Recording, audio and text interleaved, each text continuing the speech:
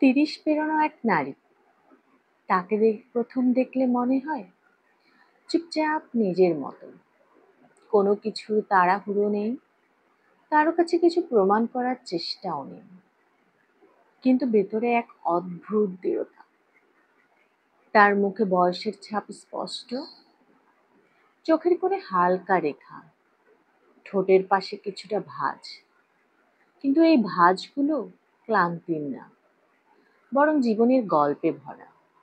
বহু হাসি, বহু কান্না, বহু অভিজ্ঞতা, সবকিছু মিশে গেছে ওই মুখের গভীরে। চুলে হয়তো সাদা সাদা রং দেখা দেয়, তবুও তিনি তা ঢাকেন না, কারণ তিনি জানেন সৌন্দর্য চুলের রঙে নয়, চরিত্রে, চাহনিতে আর নিজের প্রতি বিশ্বাসে। তাকে দেখলে বোঝা যায় বয়স কেবল একটা সংখ্যা। তিনি শিখে গেছেন কাকে ভালোবাসতে হয়, কাকে দূরে রাখতে হয়।